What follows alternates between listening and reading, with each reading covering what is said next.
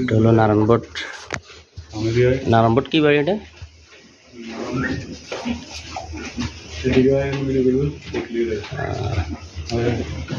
মাশাআল্লাহ করে বড় জাতের গরু না, আল্লাহর রহমতে আলহামদুলিল্লাহ।